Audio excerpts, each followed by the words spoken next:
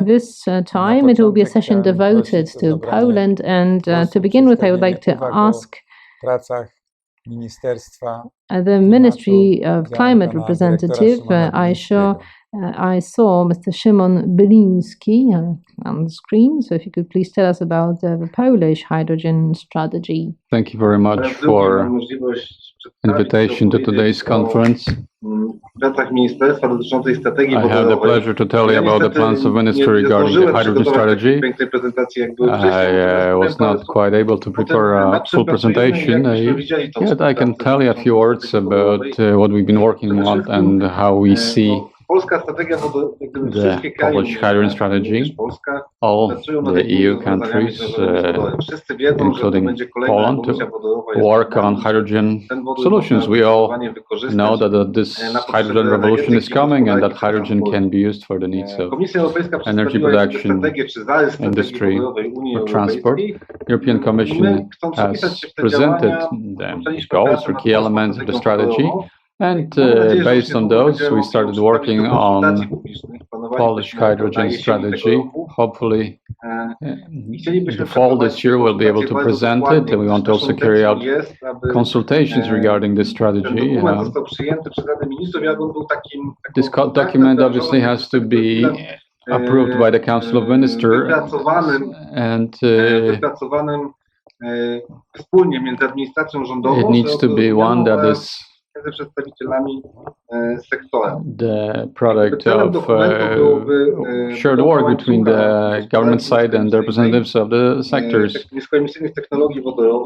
The goal is to produce technologies based on three pillars. First of all, new infrastructure, making use of renewable energy service, then effective transport of hydrogen, and then support of use of hydrogen in the sector of energy, industry, and transport. So using hydrogen in the innovative sectors, because already we are using hydrogen quite extensively in traditional sectors of the economy. So now we are basically searching for a new place to use hydrogen, and we see transport, energy production as this place where this hydrogen can be used. Probably transport is the easiest where hydrogen can be used. It's a quick win situation. We can basically get some results very quickly. So we are aiming here to develop infrastructure, and in the strategy we want to present the goals regarding development of hydrogen transport. At the beginning of July, Minister Kurtyka presented the direction for discussion at 500 hydrogen buses, and it seems that public transport is this first element where hydrogen can be used, and it's the easiest to create a business case. Now, aside from the planning stage, when we talk about the number of refueling stations, buses, etc., we need regulations.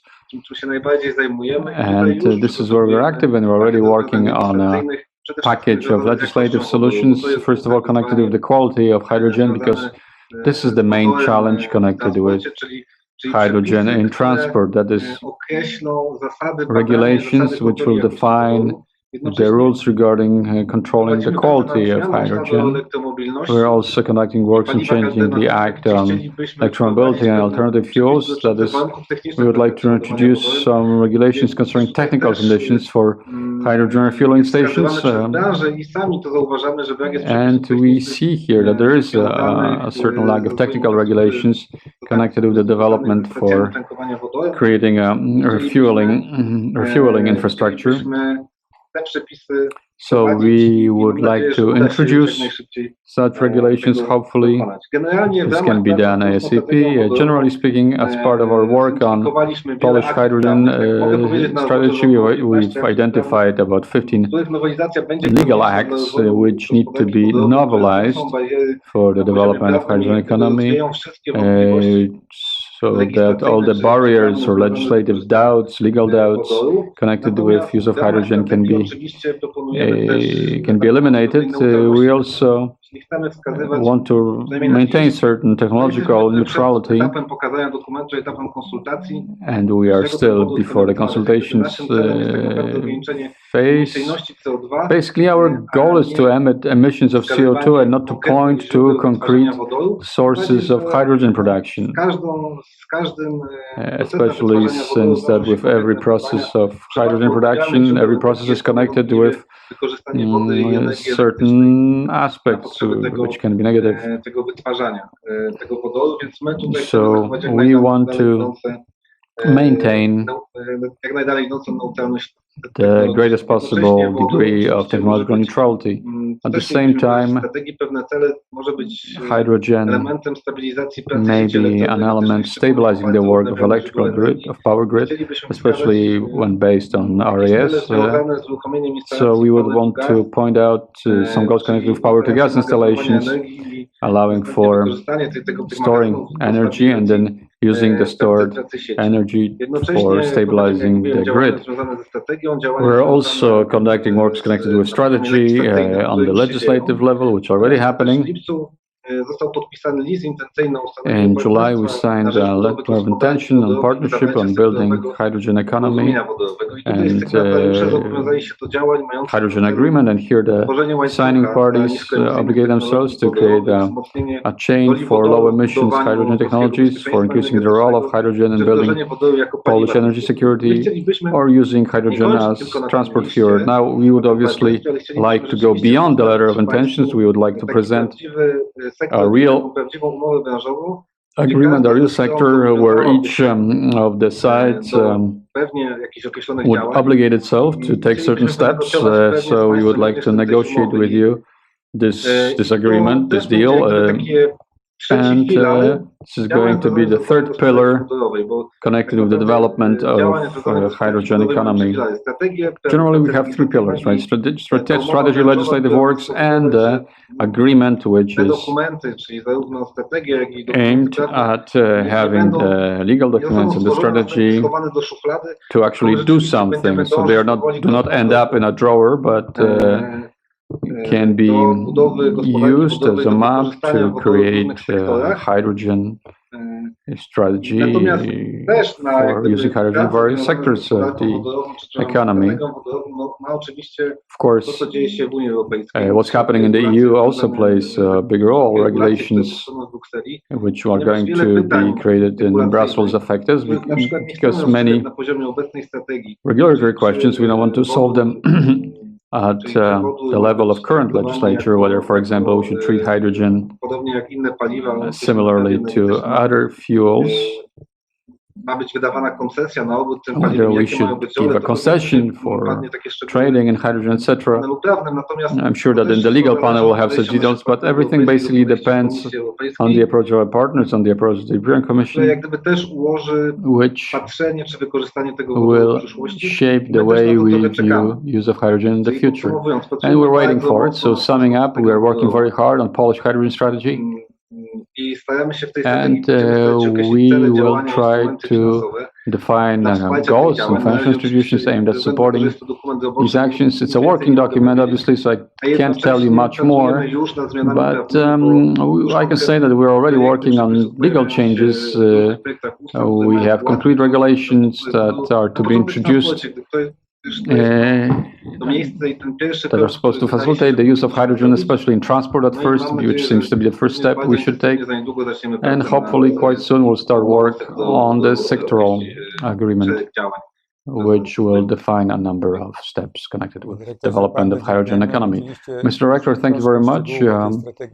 We've already learned some details about the strategy. I just wanted to add that our cluster, our hydrogen cluster, can be one of the potential entities with which you can consult your strategy. Now let's move on to the next presentation. I'd like to invite Professor Grzegorz Horkie, who works at the University of Warsaw at the Faculty of Management. Please tell us about the use of RES in transport. So, once again, good afternoon.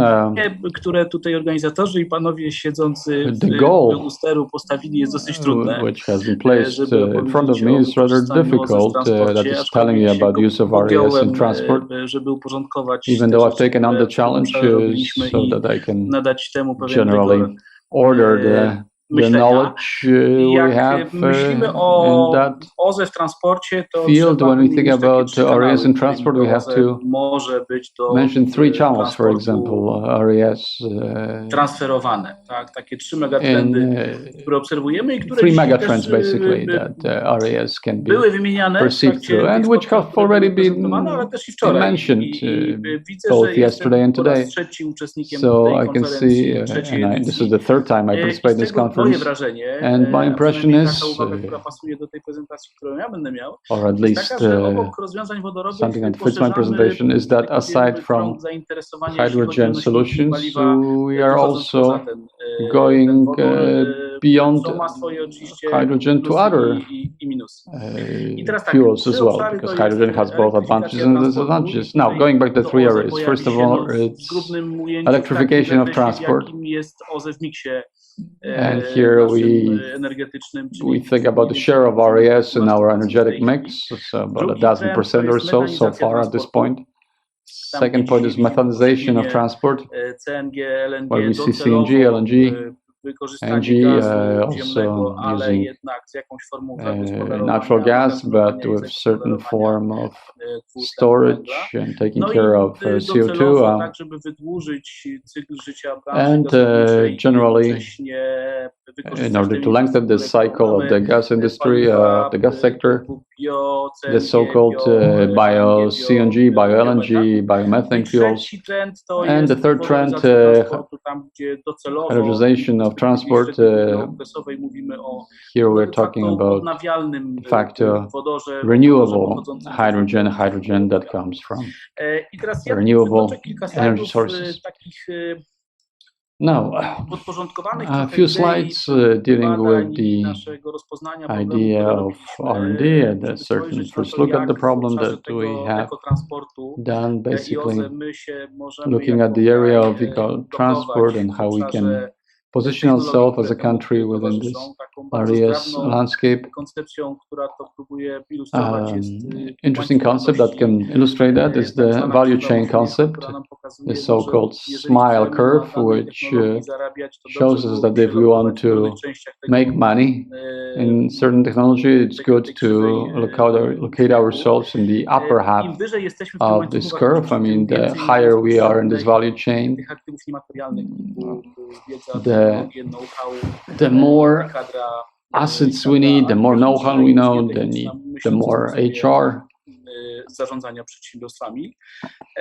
I teraz jeśli chodzi o elektryfikację, as far as electrification, trochę na to, jaka jest optyka czy perspektywa looked at the perspective or the optics of the participation of our entities pojazdów elektrycznych. And creating EV. Unfortunately, the best time has passed for that, so it's going to be increasingly difficult to enter that sector, although the problem may lie somewhere else. When we actually counted the expenditures of our research institute, not just ours, generally expenditures after 2010 when it comes to emission vehicles, they're over $1 billion zloty, and in that time we have only a few prototypes of electric vehicles, and unfortunately we haven't been able to commercialize any of them, which tells us that at the R&D level we are quite good. We have quite a bit of experience, our R&D centers na poziomie globalnym, jakkolwiek generally potrzebna jest are on the inna, same level as inny sposób global działania, centers, inny obszar but życia what we naszego need odpowiada za komercjalizację niż tylko to, co jest związane z a badaniami certain i rozwojem. additional aspect to be Jedna z emphasized, fakty, something that która would aid wynika z commercialization. rozlicznej So dyskusji w tym temacie, one of jak the zaprząc OZE remarks do pojazdów elektrycznych jest that can be taka, concluded ona uderza też is that szerzej w in order sposób to stymulowania commercialize, rozwoju rynku. Ja osobiście we nie need jestem to szczególnym stimulate the zwolennikiem market in a somewhat different dopłacania way. do pojazdów Frankly, I'm not a big dlatego, że czy fan of elektrycznych, czy subsidies wodorowych, for EV vehicles na pewno jest potrzebny system or wsparcia, hydrogen natomiast vehicles. to We jest definitely need a czynnik, który w dużej support mierze, scheme, but wykrzywia subsidies, it's a to trzeba factor that stwierdzić. Natomiast jeśli basically mielibyśmy dopłacać do pojazdów elektrycznych, to tak bym konstruował deforms zapisy the regulacji curve of the market. decydujących, In my view, że the przyznaje się regulations should be finansowanie, czy też nie, modified uzależniałbym to od in łączenia such a z OZE. way To as znaczy, they would jeżeli przyłączamy flotę pojazdów they would elektrycznych, która be miałaby dostać connected dopłaty with z RES. jakiegoś funduszu, So if we deal with to any subsidies connected with oczekiwałbym, że w zamian za tą a certain dopłatę, fund, I would expect that for operator a given floty zobowiąże się do subsidy, budowania OZE odpowiadającej there is przybliżeniu tej energii, commitment którą to zużyje, build RES wybuduje magazyn to a degree similar to the energy that is going used, or to building of a storage facility of similar size. Generally, the fleet of electric vehicles it's still now, but in the future is going to put a demand on the electric, put a burden on the electric grid. So we need to have a possibility to connect directly RES with electric vehicles. As far as infrastructure, this could be quite banal, but I should nevertheless mention it. It's a question of building a quick charge infrastructure, also simulating infrastructure of slow charging as well, so that we can charge vehicles at various levels. If we're looking into the RES perspective, I think here we should basically make use three maps. First, location of OSD, then the location of the refueling stations based on renewable energy sources and taking into account the traffic intensity. On this basis, we can create the optimum layout of refueling stations, which will allow us to make the greatest possible use of RES and put the least possible burden on the grid, which can be quite a problem when we have a few thousand vehicles or so. The second trend is mechanization of transport. This is the area which today is not directly associated with RES. However, I would still count it among clean technologies because to a sizable degree it allows us to make quite a bit of progress when it comes to air purity in our cities. Because of course, eventually it might happen that gas will go the way of coal, although not as fast as people might think, because gas has this component of being a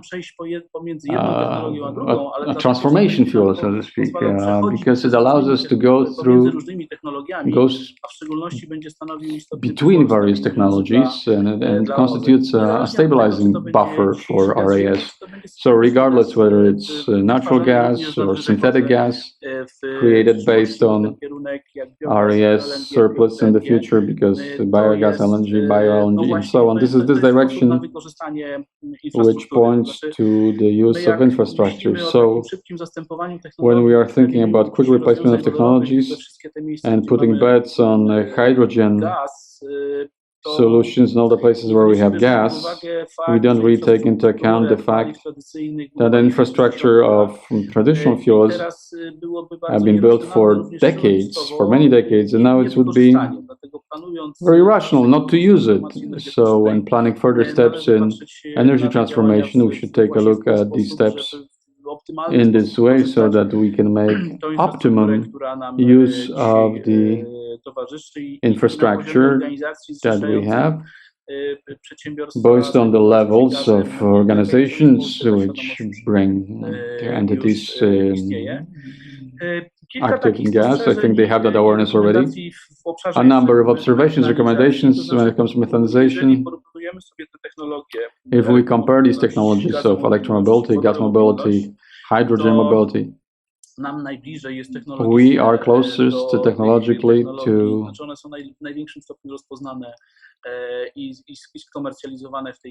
we are closest to them when it comes to methanization, because we have the greatest knowledge, greatest know-how here. However, the local problem for us is that we have certain problems with certain lack of knowledge of cryogenic, high technology, and so on. So there is a lot of work to be done, and we haven't been able to build an integrating element. For example, we haven't been able to build an integrator of LNG or integrator of charging electric vehicles. So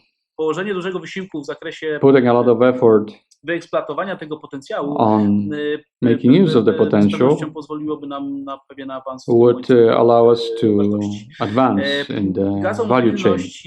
Gas mobility is probably the most available technology to us today. And in the area of urban transport, where transport is electrified, where electric buses appear, we'll have CNG, LNG buses definitely, and parallelly on smaller scale also hydrogen-powered buses will appear. Here the value chain when it comes to CNG, LNG is well known. We have a number of entities, for example, the Remontowa shipyard, which we do not quite remember, is one of the world leaders when it comes to LNG propulsion systems, marine propulsion systems. So based on that, we could build some local advantage. Then further on in the future, in 2-3 decades, of course, we should start now, but generally the perspective 2-3 decades, I'm thinking about synthetic fuel, synthetic gas, bio-LNG. We are also getting ready for a large biogas program around which we need to build such advantages, such solutions, which will replace today's natural gas and will allow us to make use of the infrastructure we have at our disposal. And the last element, that is hydrogenization, which has the biggest distance to cover when it comes to success, to reaching success. And we already heard today that we are running behind quite a few years in relation to the original optimistic expectations. And as Director Woliński has said, that is the cheapest when it comes to financial expenditures element is legal structure, so which would allow us to create refueling stations, but also the legal infrastructure is to create proper supply chains and all the elements that are necessary that we're interested in. Based on our observation,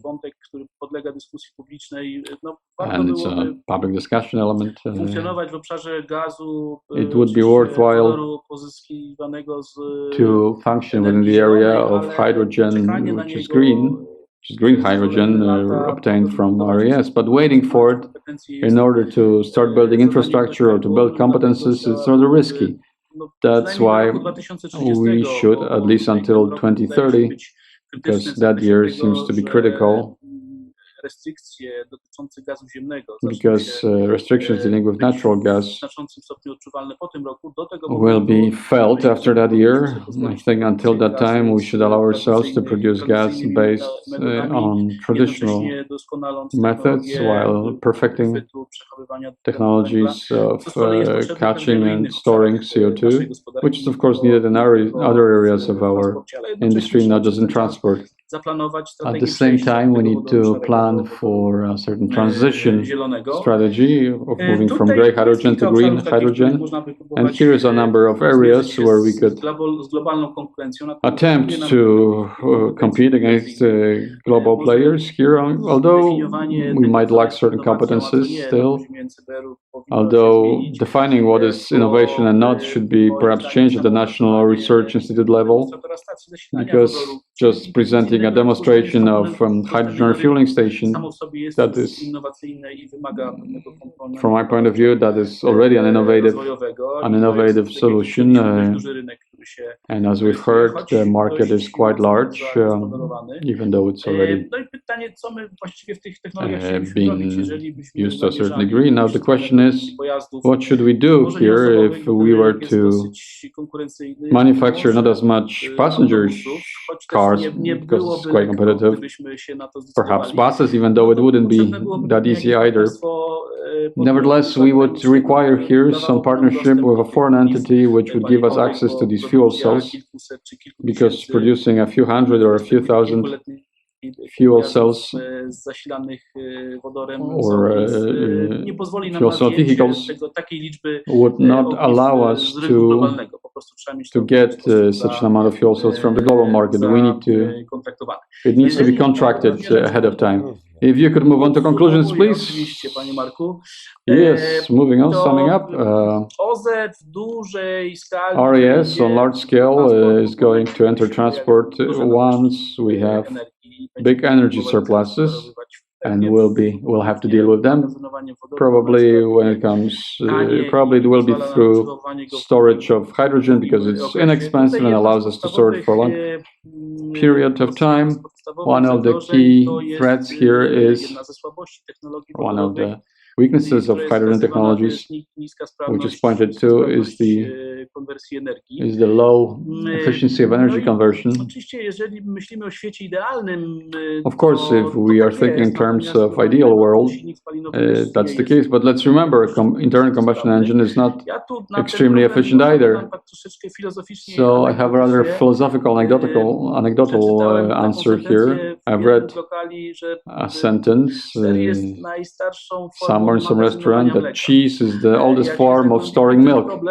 Now, when I went deeper into the problem, it seems that humanity has been producing cheese for 7,500 years, and 7,500 years ago, people decided they will take on this tremendous effort, because it takes a lot of work actually to produce cheese, as anybody who tried to make, for example, butter using his own hands knows.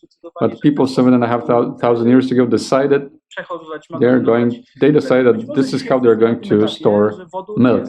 So perhaps today we're at this phase that hydrogen, in view of these simulations and calculations, is perhaps the best form of storage, regardless of the effectiveness that is not that high. Perhaps this is the optimum solution for now. So that's all from me. Thank you very much. Hopefully I fit within the time frame. Thank you very much. You almost made it. Now let's move on to the next presentation. Director Stanuko from the Ministry of Development. We see that we are supposed to shorten as much as possible our way towards reaching hydrogen targets, and there are programs, PCI ones, that is the projects understood as the ones of strategic importance for the European Union. One of such projects is also introduced in Poland. I would like Dr. Jan Staniuko to comment on that. Can you hear me well? Yes. So far we have started introducing the PCI project concerning batteries. When it comes to the National Research Institute, there was a competition announced last Friday with quite a financing, and it is the one on 3 projects that were notified to the EU Commission in terms of the battery value chain. What is key there is the projects concerning battery recycling, but there is also a considerable component on producing batteries, especially an attempted creating electrolytes. I cannot tell you more about that, as they're subject to company secret. I cannot give you very detailed information on the concepts of hydrogen projects that were submitted to us. I think that partially you'll be able to to guess whom we are going to talk about, because if there is a single producer, if I tell you about somebody making buses, then it is not hard to guess who that is. And it is not the case that we want to keep the list of entities a secret. We will reach a point in time in which it's going to be revealed, and we will want to turn it actually into an opportunity for these entities to interact. But why have we adopted such a formula of concepts submission that is rare in Poland? Well, after some years of working with the Polish economy, we decided that it was its nature, that it did not think strategically many years ahead. That was its feature, owing to which it is flexible, on the other hand, in the times of crisis, as we have observed in recent months. But when we talk about a long-term perspective, let's say of 10 years, then most companies do not seem to think that far ahead. The previous presentations, whose content I agree with to a large extent, it appears that those implementation perspectives for hydrogen will oscillate around 10 years. So that means we would have to wait 10 years for certain applications to be deployed. I'm talking about green hydrogen in particular. The European Commission at the beginning of this year was pretty ambitious, probably itself fueled with clean hydrogen energy, announced by means of Hydrogen Europe a project of a common European interest. And that is when we decided that the time has come to animate mature business concepts. And what is an experience of ours after the first month of waiting for some structured concept submissions, we were asked to allow another month. 2 months, so a month later, another request came for the deadline to be extended further on, and well, I joyfully agreed, because that meant that a growing number of entities was getting ever more serious about really designing the concepts. And what we came up with was a list of 29 concepts, out of which formally perhaps 1 or 2 can actually work. But this is what gives us a certain insight into who is interested in it at all. So there are 29 entities. Most of those are quite big ones. There are a few that are individual and small, but that's okay. Secondly, we can see which areas these projects fit into, and that also gives us an idea of the possibilities and ambitions. It comes as no surprise that there are projects of big state treasury companies like Orlen or PCHET2020, because, well, this is about the future of their business. It's strategically difficult to deny that such companies can evolve without a vision of, well, diversifying their current activities. So the fact that such companies are interested is a very good indicator. We have 2 concepts for hydrogen vehicles. It's a bus and a railway engine. The bus from Bolechowa is already operational in a few places around Europe. It is a new generation bus, and the hydrogen train is also operational already, somewhere on the siding, or because there are no regulations how to actually allow it to be operating on regular railway lines. So this is actually a good case to create legislation parallelly to the prototypes being designed and developed. There is production concerning waste purification, waste management of the RTF type. So there is the whole area of waste management, and there are also projects that we can call intuitive ones. They are often related to offshore investments or to green energy investments as such, in order to bring together renewable energy sources with electrolyzers. And that shows where altogether we can think about serious pilot projects. And our approach to hydrogen strategy in Poland is a one based on the use case or lighthouse project. So the one in which we can define, preferably geographically defined framework for hydrogen experiments with a fuel that is not necessarily green, as we've heard from many other speakers today. As of today, that fuel might not be economically justified, there might not be enough of it. There are many potential consumers, and actually this number is growing. So before we get to the problem of the surplus of energy from this source, some time will still pass, unless we try to resolve the surplus of green energy at the level of low voltage lines, where we have a problem of a growing number of photovoltaic installations or systems to be found mostly on the roofs of single-family houses. This is an area that has not been explored by many, but anyhow, this problem in Poland will become a painful one for the power sector, and it will also lead to the frustration of people, because people who have their own generation will have to be cut off from their own source as the grid has to be stabilized.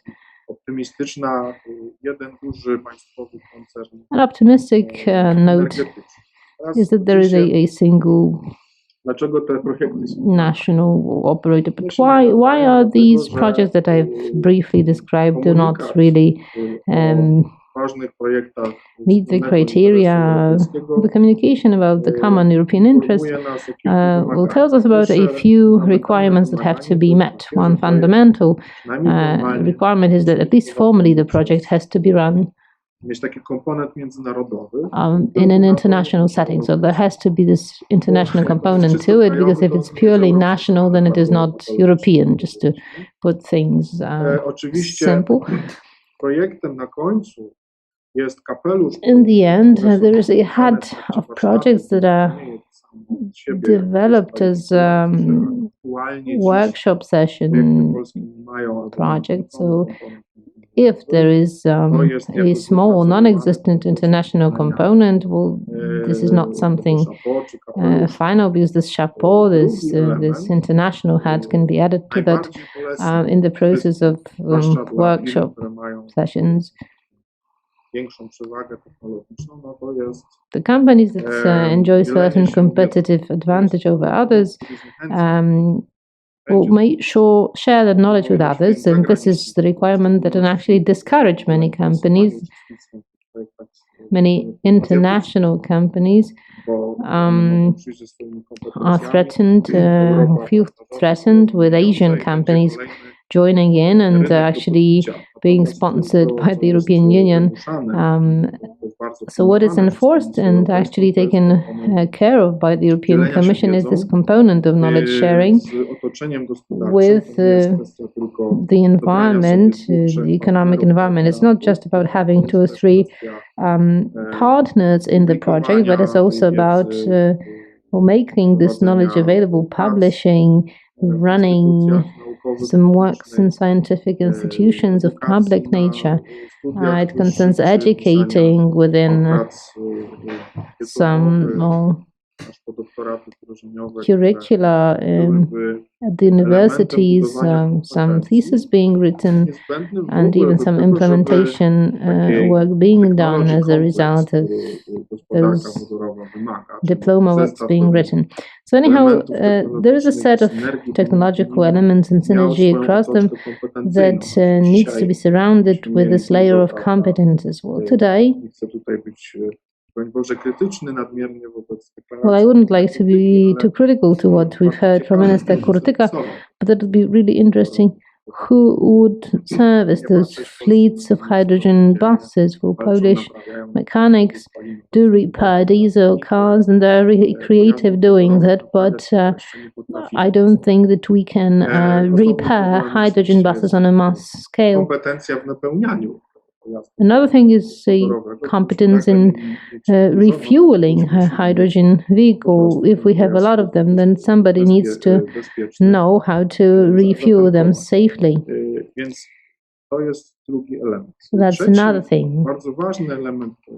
Third important element in the IPCHEI projects is something that has been used in electronics and batteries so far. That is a very strong R&D component.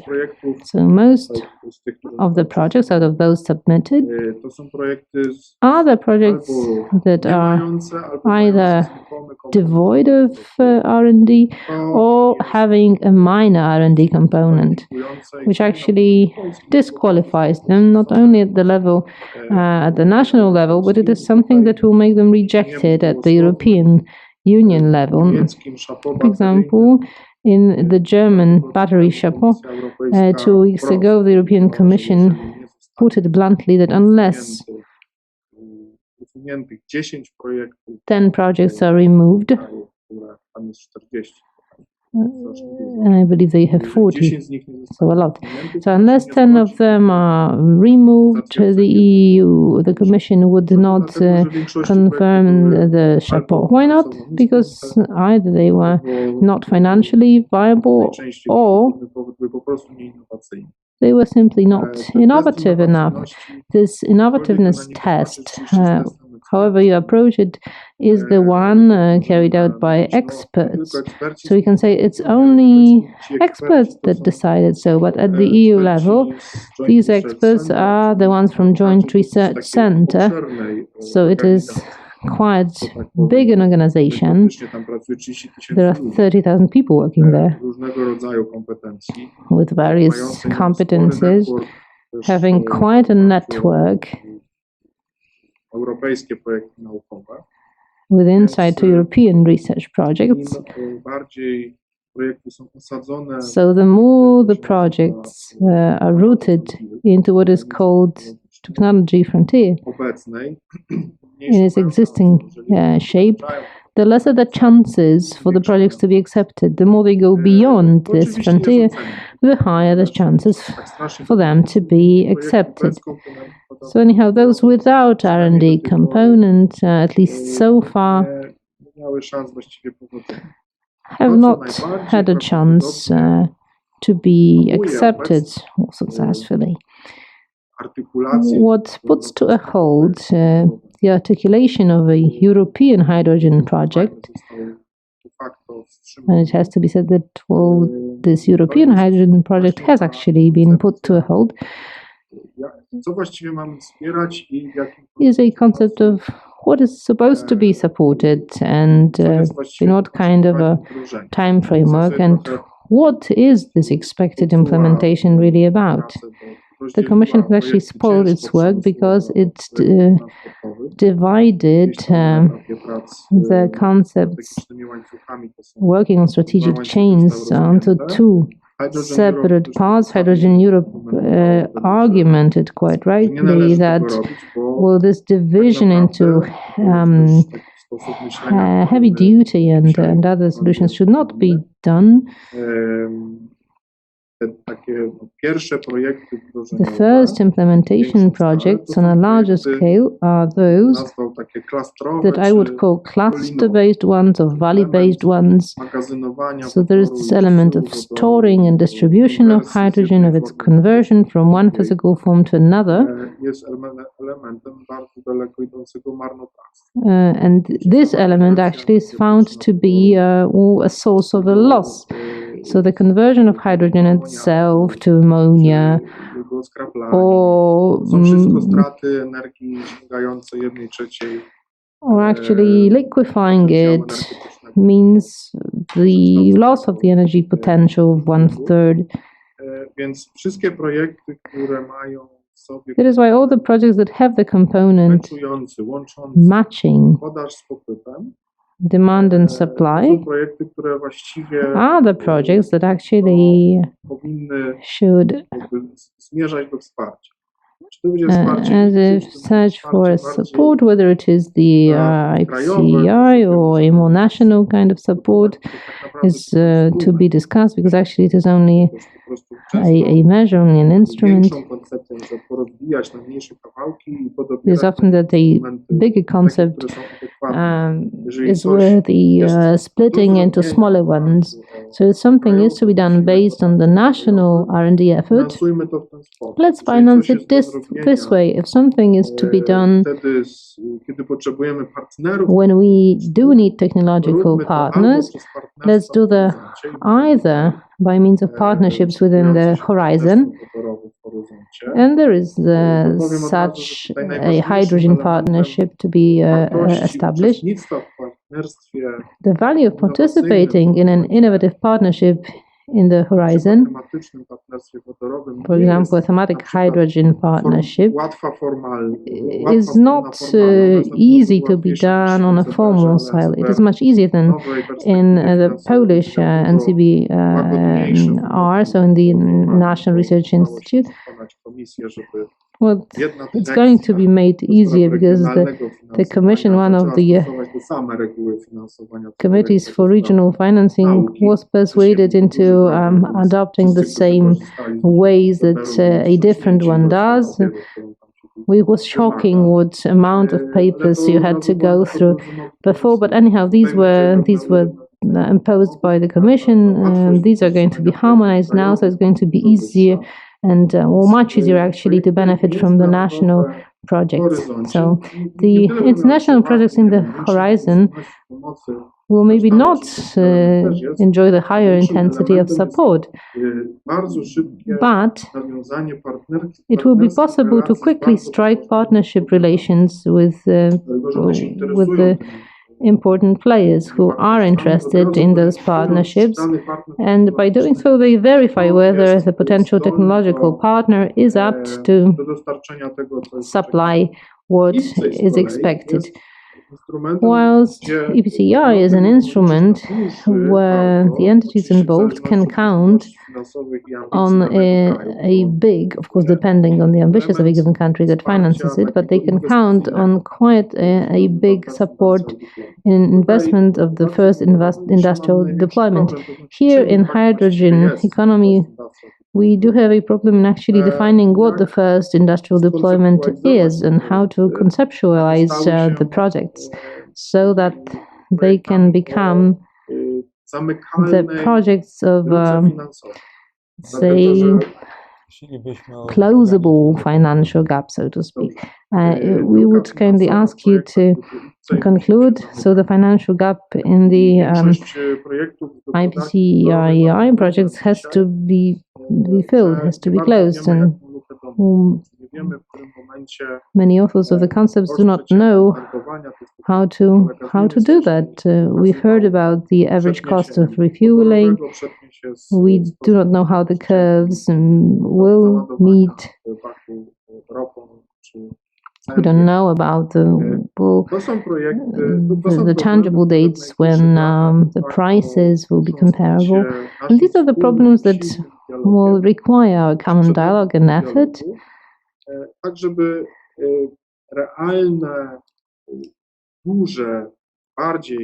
so that the more mature, large-scale investments can actually start making sense. So based on what was submitted to us in recent months, when we are awaiting the European initiative to be revealed, let's say, at the beginning of the coming year, we are going to get involved with you in bilateral workshop talks and sessions so that those Polish projects can be turned into those that are more of a cluster partnership-based nature. Thank you very much, Director.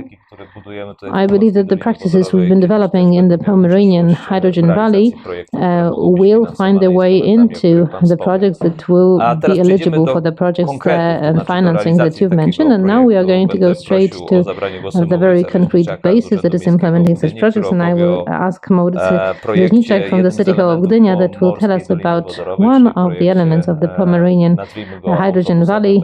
It will be a bus project. So Maurycy, could you please shed some more light on what we've been talking about?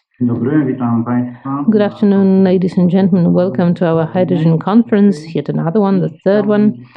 Today I would like to present to you something very concrete, that is tell you about a project that we've been developing within a group of cities, and not only brought together by a hydrogen cluster. The project is called Project Development Assistance for Regions, and it is about technical assistance within the existing project that we've been implementing. Now, just an introduction. As has been presented today, Poland shows itself as a blank space on the map of the hydrogen-related implementations and projects, but I can say that owing to this project, we have actually started existing on that map. So fuel cells and hydrogen-related undertakings, and we have joined the group of the countries that do participate in the entire process. Now, a few words on the context of this project that have led to us actually being able to apply for the assistance. The Electromobility and Alternative Fuel Act from 2018 formed this basis.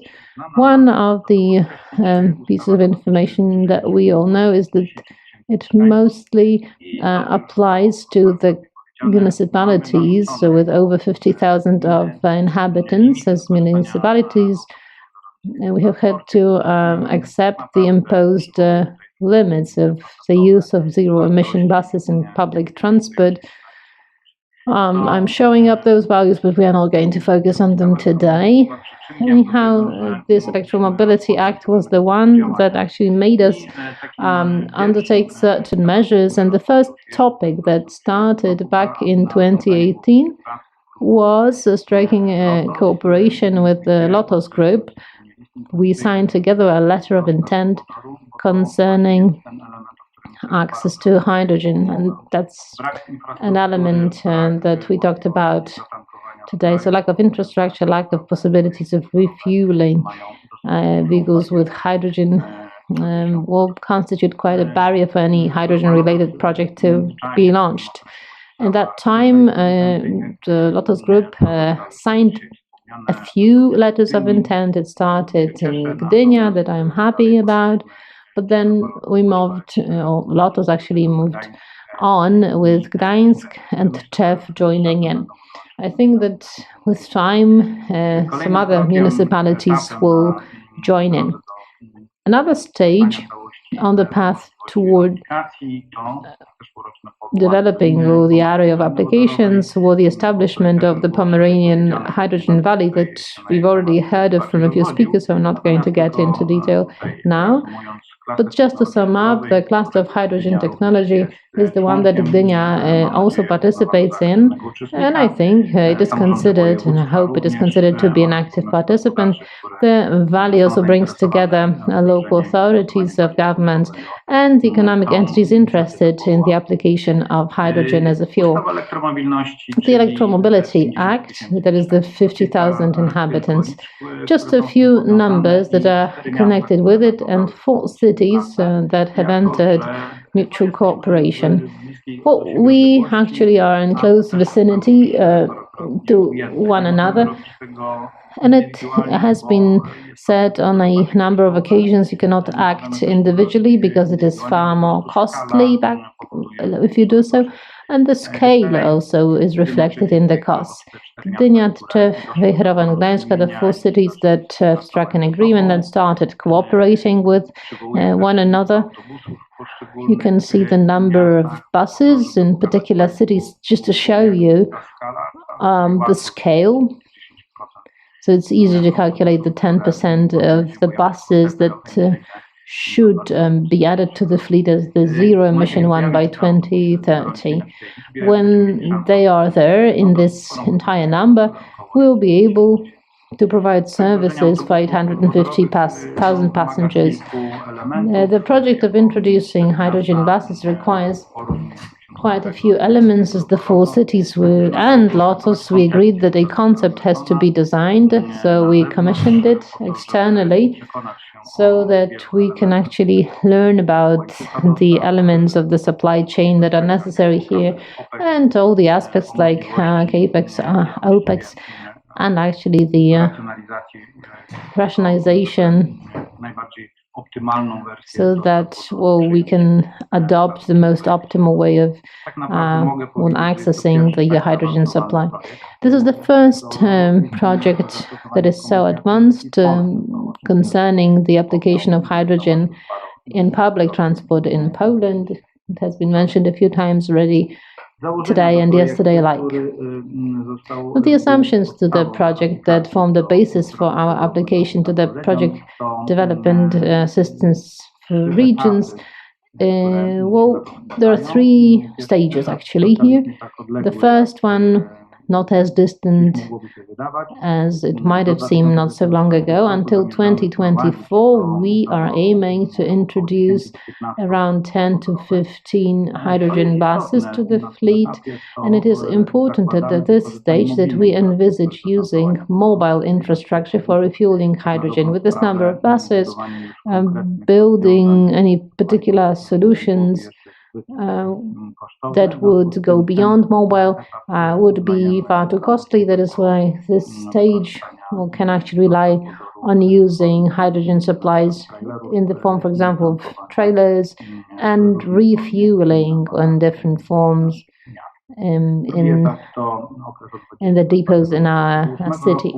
Stage 2 is the one between 2024-2028, within which we are planning to buy further 40 hydrogen buses, which means that we'll be reaching the total number of 50, which would make it necessary to build a stationary infrastructure that would make it possible to access refueling more efficiently and would enable a more efficient management of the fleet of hydrogen buses. That means that hydrogen refueling stations will appear. In both cases, it is important that we envisage the use of hydrogen supply based on the system created by the Lotos Group that was presented today. So initially within the Pure H2 project, that is the project that will involve purifying hydrogen to the 5.0 version that will be possible to be applied for transportation, and the estimated budget of the bus project only is around 37 million euro. I'm very happy that together today a few times we have heard information about different possibilities of co-financing the project. As a city, we are very happy about what we've heard from Minister Kurtyka last week. He mentioned about the plans for a program to be launched, co-financing the introduction of zero-emission buses in public transportation. It was said that it is possible for the buses to be co-financed in 90%, which is quite a good sign. It is a chance for us to introduce this project in full swing. Further stages of applying within PDA regions is introducing 5 hydrogen trains that was mentioned during yesterday's session on railway solutions, and probably Siemens would be the supplier of those trains. And this is something that will be part of the Highway to Hell program. I don't need to mention 2 ferry connections that are being planned, the short sea connections between the Tri-City and Hell, and we expect that here the short sea ferries will be used, that is, the ones traveling on short ranges but of a greater efficiency, mostly for carrying passengers. Now, a few additional pieces of information, something I can certainly boast about, and here I would like to thank all that were involved in the project. We are the only project from Poland that was selected from among 11 applications. The applications were submitted by 35 consortia from 18 countries. The blue marked states are the ones that submitted their applications. There were 18 altogether, and 18 countries and 35 consortia. The project requires the support of the consultants from the EU that have a lot of experience in implementing hydrogen projects. As we know, in Western Europe, there have been quite a number of projects implemented. So now introducing the group that is going to support us. It will be a consortium headed by Spirit New Technologies based in Berlin, Germany. Trezors is a company from Latvia, Waterstoffnet from Belgium, Element Energy is a consulting company from Great Britain that has its seat in France too, and it is from where it is going to support those whose applications were accepted. And it is my pleasure to inform you that in the group of those consulting companies there is also a Polish company, is Europe with its seat in Warsaw. What is going to be the scope of this project concerning the application that we submitted? That will be the verification of the 2-stage concept of introducing hydrogen buses. As regards the elements, the way of introducing buses to the public transport, well, this concept will be subject to verification. Also, it will be identified what financing sources can be applied here and what the strategy of financing is going to be, because we are talking about a project that is not going to last for a year, but that will be implemented until 2028. Therefore, different varying models can be adopted here. We're also very much interested in sharing best practices and learning about best practices as shared by the companies from Western Europe. And I can even here tell you about a Köln company planning to come to Poland that now has 37 hydrogen buses and has its own infrastructure. So from the operational side, we are hoping to learn a lot and to get access to some insights, some details, which will certainly support our implementation here. And also there is the issue of additional strategies of the further stage of hydrogen supply that will be realized within the Pomeranian Hydrogen Valley, so the ferries and trains, and we are not planning to stop there. We are open to more, getting already to the shore. So now I would like to mention that we are among 3 countries that are interested in the same project, actually with the same area, that is buses, and that means that there will be another chance to exchange experience.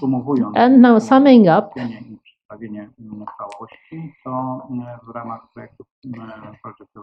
within the project development assistant, we are going to have our strategy of implementing hydrogen assessed, and Lotus within the Pure H2 is going to be the supplier of pure hydrogen to us. You can see the visualized storage compression station and distribution station in Gdańsk, and will be supplied to the companies within the Pomeranian Hydrogen Valley, whether by means of trailers or permanent refueling stations for buses, trains, and ferries. Thank you very much, and should there be any questions, these are my contact details, so that you have a chance to pose your questions. I have a chance to respond to them. Thank you very much, Maurycy. The questions are going to be sent by email to you as we are running out of time now. I'd like to ask Mr. Sławomir Halbrecht to take the floor again. This time he's not going to tell you about what we are planning in our cluster, but what his company, the Sescom company, is planning. On the 14th of October, the company announced its strategy, and within it there is also a hydrogen component that is connected with the HAGAS project, H-gas project. It is part of the strategy announced by Sescom recently, so now over to Sławomir Halbrecht. Yes, Tomek, thank you very much for introducing me. Yes, 2 weeks ago, Sescom did announce the strategy of company development. No, everybody's asking us where this idea has come from, how we can plan the strategy of the company in that perspective. One of them is the HAGAS program. It's a long-term program which is an answer to two main trends which we have been facing in Poland. That is sustainable development connected to the climate and technological development as well. These are two long-term mega trends which are going to impact our business, our future. Now, let me start with certain level of motivation that which we have heard, by the way, today on a number of occasions already, regarding what is being prepared in Europe, what the European Commission is planning. We can see these huge volumes of energy, huge volumes of hydrogen, which are going to be produced in Europe. 1 million tons of green hydrogen in 4 years, and by 2030, this will be 2 million tons of green hydrogen. So today we are saying what tremendous infrastructure, what immense industry has to be put in motion to meet the challenge. And I'm happy to have the opportunity to present at the end of this panel, because I can basically answer a couple of or position myself against certain conclusions or remarks regarding scattered energy, the RES energy, which is developing so rapidly in Poland, where we have experiences from the development of photovoltaics. We can see photovoltaic films being developed throughout Poland of up to a few megawatts, which produce green energy right now. So we are asking ourselves a question: what should we do with the energy which is being created and which we want to make the best possible use of? So in the Sescom strategy, which is a company which deals with facility management of the technical facility management when it comes to scattered infrastructure, we ask ourselves a question: what is the problem of small producers of RES? I've been a participant in the conference from the very beginning, and I can also see the discussion going on chat, and I can see people asking about how hydrogen will be produced from these photovoltaic sources which are being created, which already exist. It seems that these producers might be cut off from the possibility of using hydrogen. That's why we have the proposal of HAGAS, an idea which is meant to integrate this society of small RES producers, to integrate them into a single, stronger element which allowed for balancing supply and demand. There are many problems, of course, which small producers have to handled, they're all well known. And there is a solution to these problems, and this is simply creation of a proper ecosystem, thanks to which there will be access to systems, to devices, to equipment of a small or even not so small power plant of a few megawatts, equipping it with devices necessary to produce hydrogen and then to sell this hydrogen or to simply to refuel using it. It's also the building of infrastructure which will ensure financing of such scattered infrastructure so that we have the certainty of selling the hydrogen.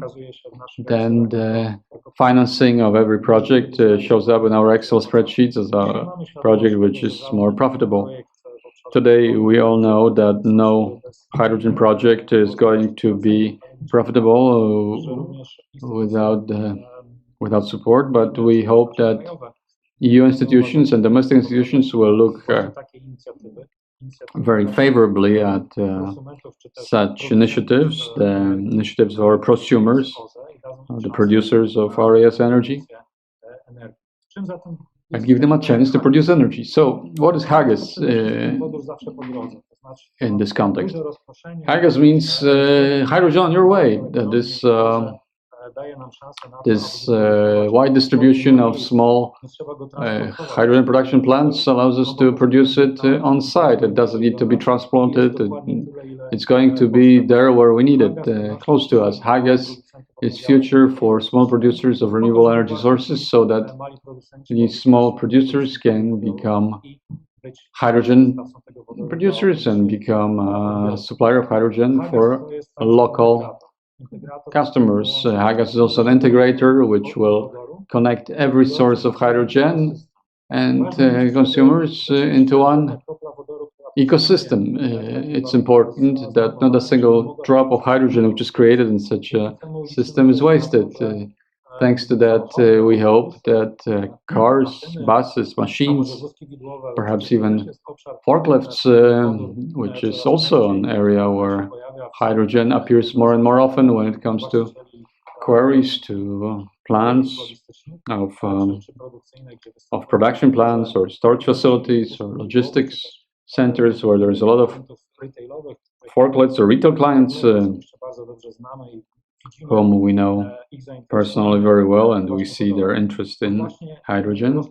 So this scattered production of green electric energy and hydrogen from that is going to be probably the best solution for local supply of transport equipped with hydrogen systems. HAGES consists of three key elements. So the first is the technical part, hydrogen generator as a service, as a device which can be provided to every consumer. We assume the production of a plant of integrated modular hydrogen integrator. We have 3 patents which were prepared for us in this area, and we want to pull our forces together and hopefully end up with a actual compact electrolyzer which we will be able to scale up in any way we want. The second element of the HAGES system is the management system. It's an IT system which is a self-learning system equipped with AI, which allows us to integrate all AI producers, not just between themselves, but to integrate them with suppliers.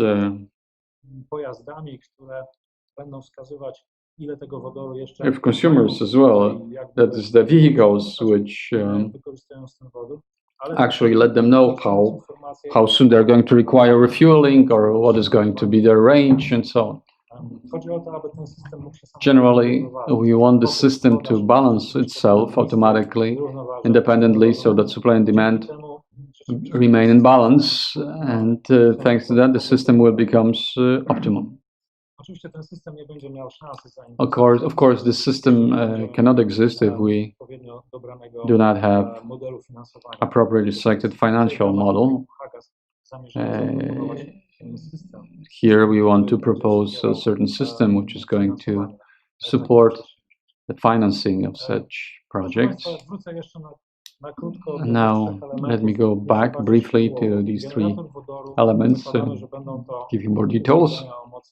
Hydrogen generator, devices from 10 kilowatts to 1 megawatt, module construction, simple for use, also for the end user who is going to be trained. I've already mentioned the HR issue that we need to train the people, but we think, we assume that the end users will be able to independently service such devices after brief training. We are ready, based on our experience, also to provide full servicing, full monitoring of these devices through a remote service center. So every piece of equipment is going to be monitored continually in real time to ensure continuity of operation and proper level of safety, and to support end users. Management systems, that's, as I've said before, mostly balancing power supply and demand. We are assuming that the system will forecast to what is going to be the demand, the supply. And we also assume that we will cooperate with auto manufacturers to encourage them to use mobile applications, being perhaps an integral part of car equipment. The system would allow for following the hydrogen consumption, and will give the driver a tip of where he or she can refuel, how far is it to the nearest refueling station, and so on. Now, the financing system, preparing a model, and first and foremost, making the financing available, so that to limit the capital need of the RES manufacturers, and to build the financing model in such a way as to allow us to finance such investment from the mechanism of financing such an investment. We are aware that in the nearest future, this solution will not demonstrate profitability in calculations or estimates. However, I'd like to point your attention to the fact that we are probably at a similar time when it comes to hydrogen technology as photovoltaics. About 15 years ago, I think it was back then, 15 years ago, that photovoltaics was simply non-profitable. Some systems were being created, some small plants as pilot projects, just to test solutions, test the effectiveness of photovoltaic panels, but without external support, without subsidies, there was no possibility to actually to develop this area of energy production. But take a look at what's happening now. Basically, any retired person is able to install such photovoltaic installation on the roof and lower the energy bill. Photovoltaic farms are being created. Sławek, if I could ask you to wrap things up, yes. So, in that context, we are quite certain it's going to be same in hydrogen. Now, functionality of the system, I've already mentioned that. But instead, let me point out to a few numbers in accordance with the roadmap for Europe. By 2030, on the European roads, we will have about 4.2 million vehicles. Bus uses about 30 kilograms of fuel a day. Equivalent for a hydrogen refueling station is 3,750 stations in Europe. That number was already mentioned today in some presentations. So these are huge numbers of needed hydrogen and immense investments. We've planned development of gas for 10 years in such a way where we foresee use of about 100 megawatts of electrical energy from RES in order to produce 18 tons of hydrogen a day. and that will be 500 or so, or even more installations for hydrogen production. The roadmap shows that the HYGAS program has been initiated. We are already talking to a number of strong producers, Polish champions, about our program. The company that we want to dedicate to carry out the program is ready to take on its function, the target company. We want to obtain some equity. We're talking with first investors, so we think that within the next few months the project will live its own life and will develop dynamically. We will also reach for subsidies whenever they are available. Now, just to wrap things up, we are saying that we're going to use hydrogen for transport. I'd like to say that we're also preparing for using hydrogen for heating buildings. In the perspective presented by the institutions of the EU, it is residential heating that's going to be one of the biggest beneficiaries of hydrogen transformation. So please join our initiative. Please follow us on our page. Thank you very much for the possibility to present HYGAS. Sławek, thank you very much for this very interesting presentation.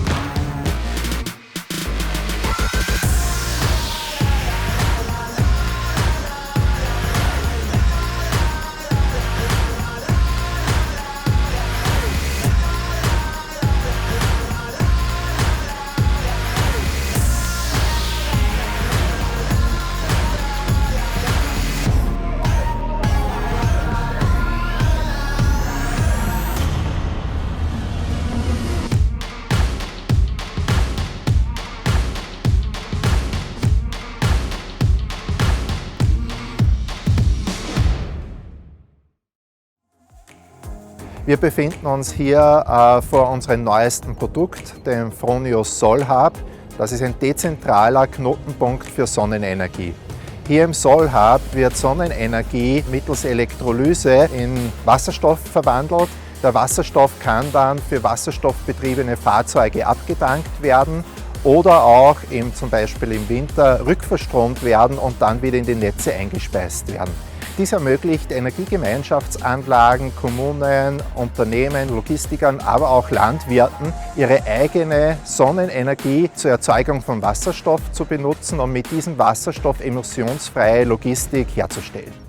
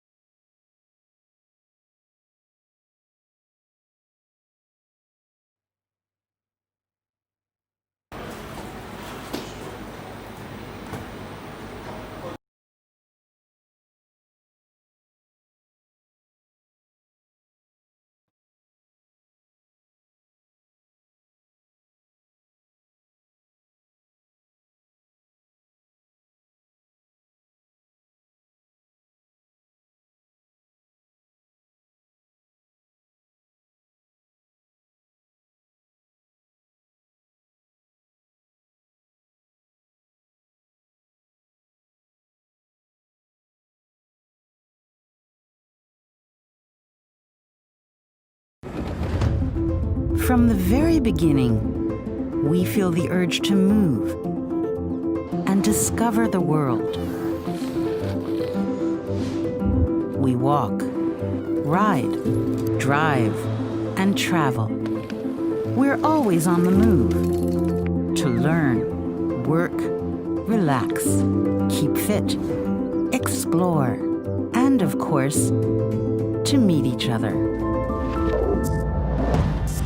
When we can't, we confine our very nature.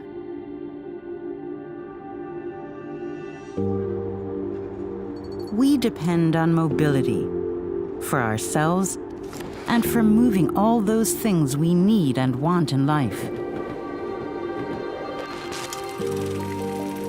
We've always been very ingenious when it comes to getting ahead faster, more safely, more reliably, and with greater comfort. Today, we need new solutions for new challenges.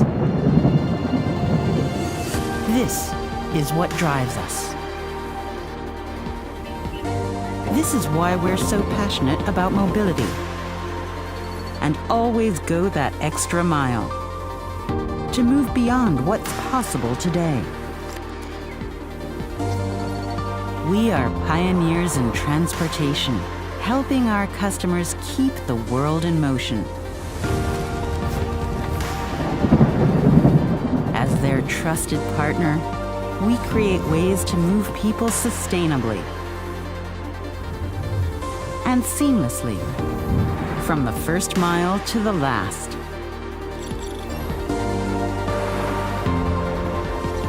This is our vision. This is what we're moving toward and beyond.